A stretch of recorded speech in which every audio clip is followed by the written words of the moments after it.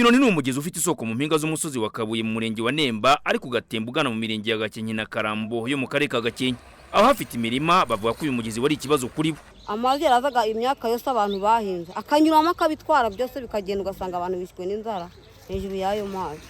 Ugasanga umuntu hafite isambu yagiye nta kintu yasigaranye nyine. Noneho y'amasuri yaza agafungano bigatuma amazi ajya ku ruhande mugezi waruzuraga ugasakara hano mu mpande hose bigatuma imyaka y'abaturage igenda. Waraza gukadusenyera ugatwara ubutaka bwacu.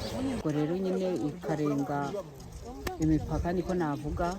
Ubwo rero itwara ikiraro nyine byari ibiti birabyikorera bitwara. Mu kubungabunga uwo mugezi wa Kinoni hateweho imigano ubu bigaragara ko imaze gukura. Ibi biteye ishema abaturage bifuza ko bahabwa izindi ngemwe kugira ngo bazaziteraho umugezi wagiye uzitembana. Noneho imigano aho yafashe ikaba ari myiza nkuko muri kwireba.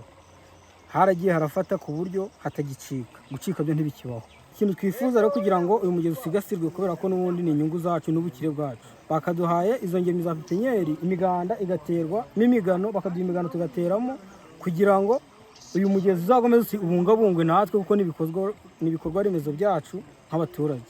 Icyo twakwifuza nuko yakongerwa.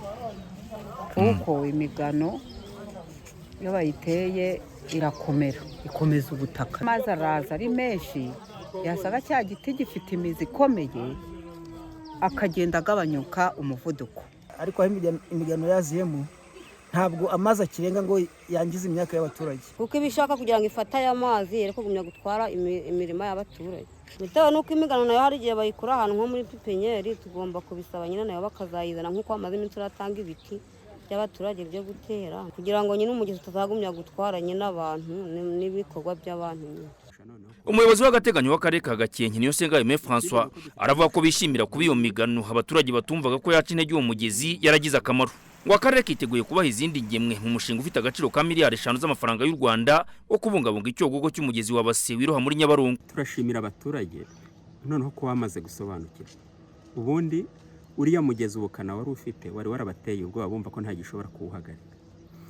Noneho no gutera imigano ugasanga baba ngo ni mupfe gutera ngo ariko uyu mugezi urabitwara n'ubundi. Ubwo bifuza yuko kubona imigano yo gutera dufite company yamaze gutubura ibiti igiye kuzabafasha noneho kubaha imigano kugira ngo bahatere. Bazaduha miliyari 5 kandi zo kubungabunga uriya mugezi wa Base. Uzakorera mu mirenge igera muri 7 uretse kuba twafata Karambo, hari Gashenyi, hari Mataba, iyo mirenge yose kugeza kuri Ruri na Muhondo igera muri Nyabarongo. Ibyo byose biri muri uwo mushinga. Uretse iyo migano yabungabunzwe igaca intege amazi y'uwo mugezi, abaturage banishimira ikiraro gikomeye cyahubatswe bigatuma abaturage mu mirenge ya Gakenke, Karambo na Gashenyi bahahirana nyuma y'uko ikindi cyari cyaratembanywe n'amazi. Tuyishime Jadofis, Televiziyo y'u Rwanda mu karere ka Gakenke.